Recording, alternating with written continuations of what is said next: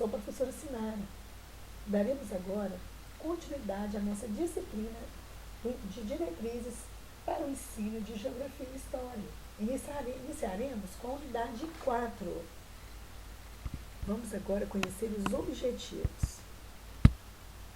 Discutir estratégia didática para o trabalho com os conteúdos da história na contemporaneidade, de acordo com o que foi mencionado na unidade anterior. Discutir propostas de trabalho voltada para a história crítica e analisar a proposta dos planejamentos em sala de aula, apoiados na concepção crítico-social dos conteúdos. Entender a história é o primeiro passo para que possamos trabalhar com as identidades e para a construção da cidadania. Essa unidade ela foi estruturada a partir da proposta curricular para a primeira infância, a proposta curricular de história do primeiro e segundo ciclo, objetivos gerais do ensino fundamental, o ensino e aprendizagem de história, orientações didáticas e atividade de educação afro e africana. Bom, vamos refletir um pouquinho, né?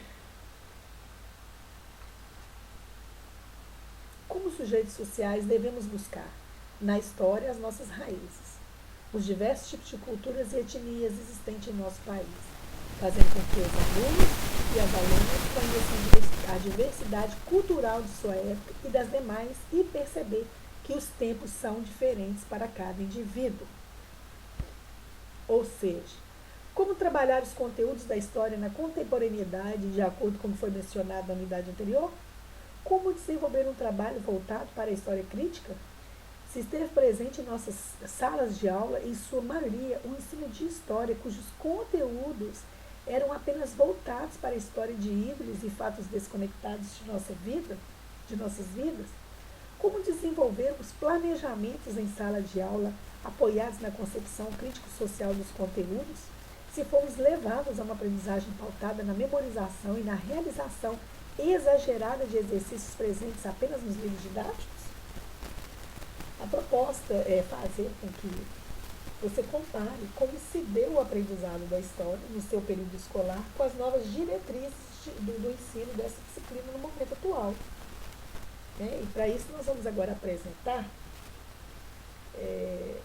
umas figuras bem interessantes que nos levam a refletir um pouco e a pensar como que isso aconteceu.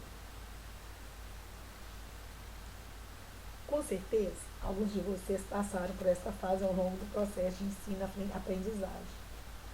As metodologias empregadas, elas tinham como finalidade fazer o aluno decorar datas e fatos de forma descontextualizada. Compartilhar com vocês aqui uma experiência que eu tive lá na minha adolescência, né? Muitos anos atrás. Tinha professora de geografia e de história. Eram duas professoras, mas elas adotavam a mesma metodologia. Elas chegavam na sala, cumprimentavam a turma, sentavam, abriam o questionário. Número tal, responde a pergunta tal, tal, tal. E aí, assim, era a aula dela do começo ao fim. Na hora de passar o questionário, ela fazia a pergunta e dizia assim: pega o lápis vermelho, risca a palavra tal, pega o lápis verde, risca a palavra tal. Pronto. Esse era o formato da aula. Bom, continuando aqui, além disso, era solicitado o preenchimento de vários questionários cobrados nas provas finais, né? Aí na prova final, esse questionário era cobrado lá no final, era um decoreba. E o livro didático? Este era o mais usado. Quem não se lembra do comando dado do professor no início de cada aula, pegue um livro didático e abra a página X para que possamos ler e fazer os exercícios. Vamos relembrar essa fase. Nessas práticas de sala de aula, elas vêm de encontro das tendências tradicionais tecnicistas do ensino.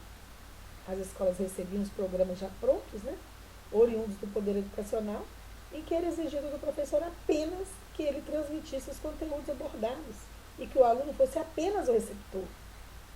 Todavia, ambos, em sua maioria, agiam de forma passiva e acrítica em relação aos conhecimentos. Ao longo desse processo, sabemos que muitas foram as lutas para novas conquistas em relação ao ensino de história. Mas lá no final dos anos 70, professores, pesquisadores e historiadores discutiram sobre essas propostas. Já não era mais aceita por muitos e passaram a considerar imperativo aprofundar as questões inerentes ao conhecimento, que tradicionalmente vinham sendo ensinados, e as novas tendências e avanços nos campos historiográficos e pedagógicos. Falando dos anos 60, tá aí exatamente aí que eu apresentei para vocês. As condições políticas e culturais que exigiam repensar das condições de trabalho do professor e seu papel na vida escolar.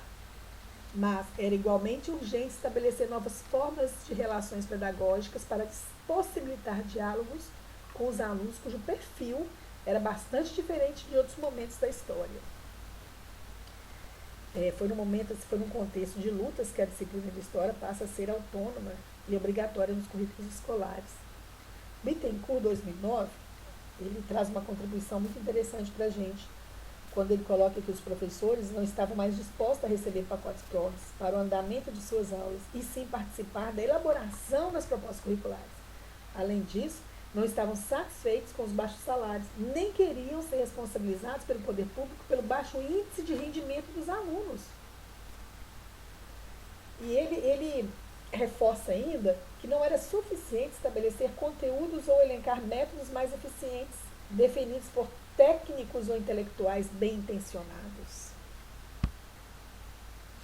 As mudanças percebidas no interior da escola foram aceleradas por meio da internet, que proporciona uma explosão de informações de todos os níveis, né?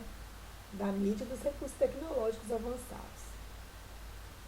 Nós sabemos e entendemos bem como que as tecnologias influenciaram e influenciam nossas vidas até hoje, né? Principalmente nós que fazemos uso aí dos recursos da educação à distância, que nos permite aí, agora, cada um em seu espaço geográfico, estar juntos nesse momento aí de contextualização. O Bittencourt, ele também expõe o seguinte, que nessa conjuntura surgiram novas exigências para a disciplina. E diante de tais perspectivas, uma questão que até então não se colocava, ou ainda se coloca, para referenciar o ensino e aprendizagem da história, é de identificar as relações entre as atuais necessidades da sociedade contemporânea e o conhecimento histórico a ser veiculado pelas propostas curriculares. O que significa? A escola precisa acompanhar as mudanças conjunturais da atualidade, tais como a globalização, o avanço da tecnologia e da ciência, o reconhecimento amplo à diversidade no planeta. Por isso, torna-se necessário repensar os processos de estruturação nas sociedades letradas, dentre eles o de formação escolar e o seu papel nos diversos segmentos da sociedade, na busca por paradigmas educacionais que correspondam a essas transformações. Bom, gente, vamos pensar mais um pouquinho?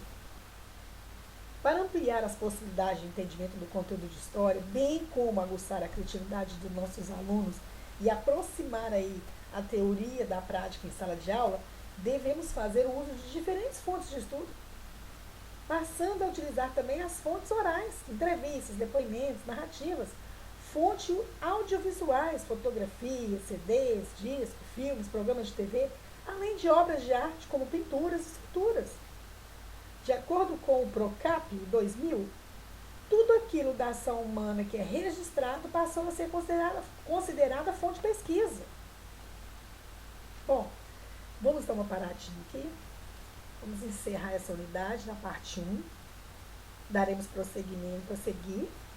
Bons estudos e lembre-se, qualquer dúvida, estarei lá no fórum aguardando por vocês. Um abraço a todos.